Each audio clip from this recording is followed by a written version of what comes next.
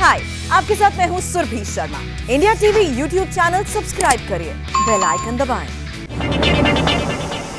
जमानत मिलते ही और गिरफ्तारी पर रोक लगते ही नारायण राणे पूरे रंग में आ गए हैं। राणे और उद्धव की पक्की दुश्मनी जगजाहिर हो गई है। राणे ने प्रेस कॉन्फ्रेंस कर उद्धव सरकार पर जोरदार हमला बोला। राणे जिस तरह शिवसेना के खिलाफ मैदान में आ गए हैं, उससे यह साफ है कि उनको दिल्ली की पूरी बैकिंग है। वो शिवसेना को उसी के अंदाज में जवाब देने में सक्षम है। आज तो बोलते बोलते राणे यहां तक कह गए कि उद्धव ठाकरे की सरकार बस कुछ ही दिन की मेहमान है। सवाल है कि क्या मोदी के मंत्री को गिरफ्तार करना ठाकरे को महंगा पड़ेगा? देखिए, कोर्ट ने मुझे क्या कहा, मुंह तोड़ शब्द नहीं बोलने को कहा है? तो आप अभी सवाल ही मत पूछना। नेक्स्ट टाइम क्या हम निपटने के लिए समर्थ है, तो क्यों बात करने का? हमें पूछा गया कैसा चल रहा है, बोला अच्छा, बहुत अच्छा चल रहा है यात्रा, कोई दिक्कत है नहीं। महाराष्ट्र में यात्रा हम लोग इतने घूमे, कुछ दिक्कत नहीं हुआ। और ऐसी कोई पार्टी नहीं जिसकी इस तरह हमें रोका जाए, ऐसी ताकत नहीं है। हम लोग भारतीय जनता पार्टी पश्चिम बंगाल के मार्फत वातावरण यहाँ बनने नहीं देंगे। 24 घंटे से ज्यादा चले हंगामे का ये फॉल आउट रहा। नारायण राणे गिरफ्तारी के बमुश्किल 6 घंटे बाद रिहा हो गए। अदालत ने 2.5 घंटे की सुनवाई के बाद उन्हें जमानत दे दी। बॉम्बे हाई कोर्ट ने भी 4 अन्य मामलों में 17 सितंबर तक उनकी गिरफ्तारी पर रोक लगा दी। तब तक राणे के बोलने पर बंदिश है, मगर राणे फिर उसी तेवर के साथ मैदान में है। अभी रिएक्शन तो मैं दे चुका हूँ। अभी भी कोर्ट में 17 सितंबर को एक केस आगे चलने वाली है। तब तक एक केस के बारे में मैं कुछ कहूँगा नहीं। अभी मुझे इतना ही कहना है, हमारी यात्रा थी जन आशीर्वाद यात्रा, वो इसलिए थी कि मुझे पहली बार मैं मंत्री बनने के कारण मुझे लोगों का आशीर्वाद लेना था। वो आशीर्वाद के बारे में हमारे पंतप्रधान जी ने कहा, आप जाइए लोगों में उनका आशीर्वाद लीजिए। इस वास्ते में घूम रहा था और उसी दरमियान जो घटना हुई, आपको मालूम है, बार बार क्यों पूछते? अनिल तरफ का एक ऑडियो क्लिप वायरल हुआ है जिसमें वो दावा कर रहे हैं पुलिस को आदेश दे रहे, उस बारे में आपकी प्रतिक्रिया जानना चाहिए। क्या कुछ नहीं, अच्छा कर रहा है, कानूनी व्यवस्था संभाल रहा है वो। अभी उनके सरकार में कितने अच्छे लोग हैं, किसको बलात्कार के बारे में केस दर्ज होने के बाद निकाल डाला है, किसको अभी पुलिस पकड़ने निकले हैं, सब बहुत ही अच्छा काम चल रहा है। उसके बारे में या खुद अनिल परब के बारे में जो कुछ आ रहे हैं ना, जांच हो रही है, उसके बारे में भी वो पुलिस लोग से कहता होगा। और उन्होंने कहा वो कानूनी व्यवस्था के मुताबिक कितना सही है, उनके खिलाफ मैं केस कोर्ट में दर्ज करने वाला हूँ। शिवसेना के मुखपत्र सामना ने अपने संपादकीय में मंगलवार की घटना के बाद राणे को गैंगस्टर लिखा।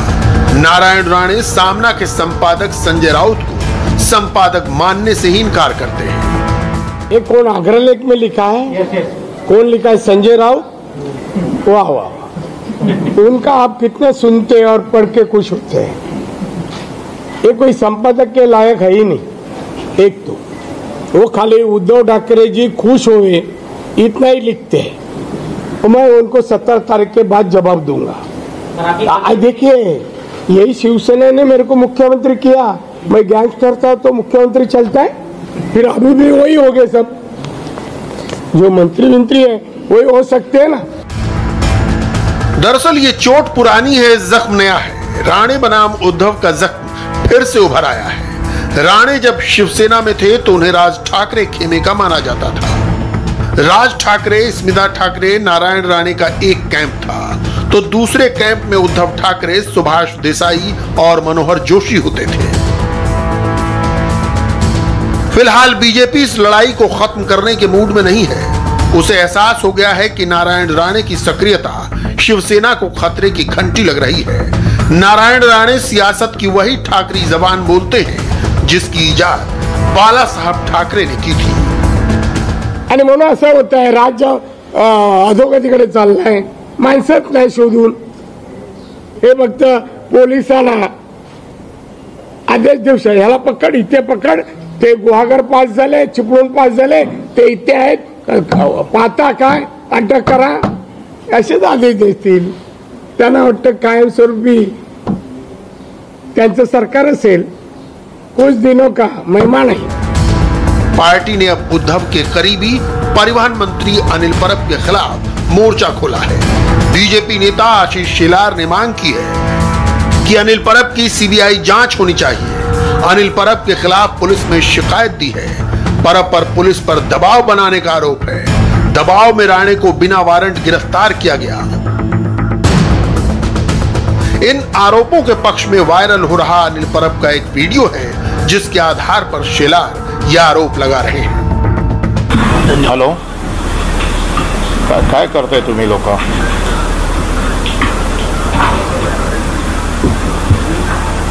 नाही, पण ते करावं लागेल तुम्हाला, कारण तुम्ही नाही, पण ते तुम्ही आता काय म्हणजे त्याचं काय घेताय की नाही ताब्यामध्ये?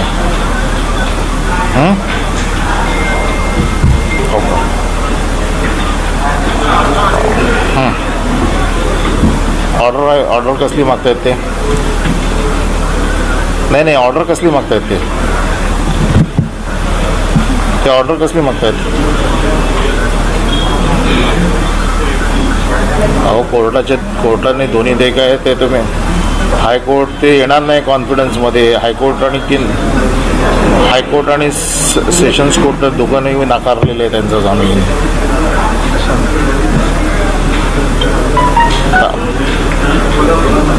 पण मग घ्या ना, थोडं पोलीस फोर्स वापरून करा द्या.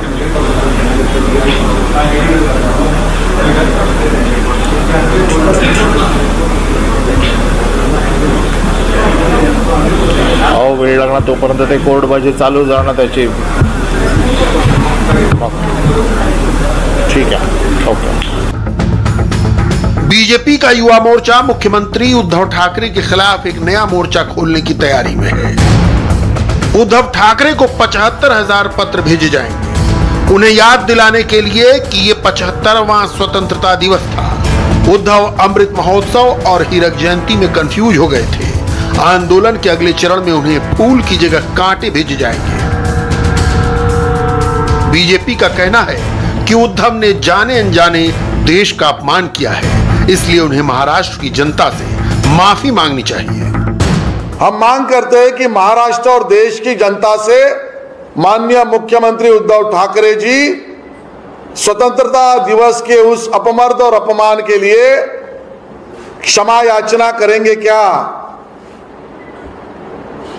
आगे चलकर माननीय मुख्यमंत्री इस बात को लगातार भूल रहे, ऐसा दिखता है कि अमृत महोत्सव है, 75 साल भारत के स्वर्णिम स्वतंत्रता को हो रहे हैं, और इसके लिए उनको याद दिलाने के लिए, बार बार याद दिलाने के लिए भारतीय जनता पार्टी के प्रदेश अध्यक्ष माननीय चंद्रकांत दादा पाटिल जी के आदेशानुसार भारतीय जनता युवा मोर्चा के प्रदेश के हमारे लोग कार्यकर्ता माननीय मुख्यमंत्री उद्धव ठाकरे जी को 75,000 पत्र लिखेंगे और उनको याद दिलाएंगे कि यह अमृत महोत्सव है, 75वां साल है, स्वर्णिम वर्ष है. बीता मंगलवार मुंबई पुलिस के लिए मुसीबत लेकर आया. कानूनन केंद्रीय मंत्री को गिरफ्तार करना कठिन था. राज्य सरकार के आदेश को नकारना मुश्किल था, मगर रास्ता राणे ने ही निकाल दिया. उन्होंने अदालत में कह दिया, अगर उनका बयान संवैधानिक पद पर बैठे व्यक्ति के सम्मान के खिलाफ है तो वो आइंदा ऐसा नहीं करेंगे. पुलिस की जान छूटी. महाड़ की अदालत ने 2 सितंबर की पेशी का राइडर लगाकर जमानत मंजूर कर ली. राणे के खेमे ने राहत की सांस ली, मगर सीधा इल्जाम जड़ा गया सरकार पर. राणे के करीबी सहयोगी एमएलसी प्रसाद लाड ने कहा, पुलिस सरकारी प्रेशर में थी. मालूम नहीं किसके ऑर्डर थे, लेकिन ऑर्डर निश्चित रूप से ऊपर से थे, क्योंकि एसपी बार बार किसी से बात कर रहे थे, आने के बाद दबाव है करके बता रहे थे. और मैं एक चीज़ उनके ऊपर पक्का करने वाला हूं, मैं उनके ऊपर हक्काभंग प्रस्ताव लाने वाला हूं. एक विधायक होने के नाते, नीतेश राणे विधायक होने के नाते हमने उनके पास 2 घंटे से वक्त मांगा, लेकिन वो उनके कैबिन का दरवाजा बंद करके बैठे, वो हमारे सामने आए। एक तरफ राणे गिरफ्तार कर महाड़ लाए जा रहे थे, वो मीडिया से वीडियो कॉल के जरिए संपर्क में थे, मगर मुंबई में मुख्यमंत्री निवास, वर्षा से लेकर पुलिस मुख्यालय तक लाल नीली बत्ती वाली गाड़ियों की भागदौड़ जारी थी। ऐसी भागदौड़ नॉर्मल दिनों में नहीं होती। इस मीटिंग के बाद ही पुलिस ने अदालत में अपना सख्त स्टैंड बदला। पुलिस ने राणे की जमानत अर्जी का विरोध नहीं किया। शिवसेना में परंपरा है कि जो नेता सड़क पर आक्रामक अंदाज में उतरता है, पार्टी उसका सम्मान करती है। मुख्यमंत्री उद्धव ठाकरे ने इसकी परवाह किए बगैर कि वो एक संवैधानिक पद पर हैं, कल राणे के घर के बाहर प्रदर्शन करने वाले कार्यकर्ताओं के साथ फोटो खिंचवाई। उकसाने वाला एक ट्वीट संजय राउत ने भी किया, जिसमें बाघ को मुर्गी का शिकार करते हुए दिखाया गया। मुर्गी का इस्तेमाल यहां राणे को चिढ़ाने के लिए किया गया। हालांकि राणे की प्रेस कॉन्फ्रेंस के बाद शिवसेना मोदी जी से उन्हें तमीज सिखाने की अपील कर रही है।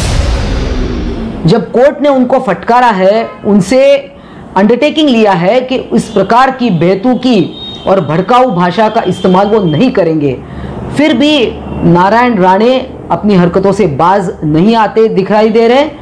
और इस पर एक ही इलाज है कि माननीय मोदी जी अब नारायण राणे को कुछ बताए और कुछ समझदारी की बातें बताएं। उद्धव ठाकरे और नारायण राणे के बीच दीवार 1999 में खिंची, जब उद्धव ठाकरे पार्टी में सक्रिय हो ही रहे थे। 1999 में बाल ठाकरे ने मनोहर जोशी की जगह नारायण राणे को मुख्यमंत्री बनाने का फैसला लिया, क्योंकि उन्हें अंदाजा हो गया था कि मराठा चेहरा महाराष्ट्र की राजनीति में ताकतवर बने रहने के लिए जरूरी है। लेकिन उद्धव ठाकरे मनोहर जोशी को हटाए जाने से खुश नहीं थे। नारायण राणे महज 9 महीने तक राज्य के मुख्यमंत्री रह पाए थे। इसके बाद ही टिकट बंटवारे में खींचतान शुरू हुई। नारायण राणे ने शिवसेना छोड़ने का फैसला लिया। आज शिवसेना और उद्धव ठाकरे को जवाब देने के लिए बीजेपी को वैसा ही आदमी मिल गया है। नारायण राणे को दिल्ली से पूरा सपोर्ट है। आशीर्वाद यात्रा रुकी तो दिल्ली से राणे के पास खोज खबर लेने के लिए फोन गया। इसका मतलब सीधा है, अब महाराष्ट्र में जंग ठाकरे बनाम राणे होगी। हाय, आई एम सुरभि शर्मा। खबरों से अपडेट रहने के लिए India TV YouTube channel subscribe करिए, साथ में बेल आइकन जरूर दबाएं। जुड़े रहें इंडिया टीवी के साथ।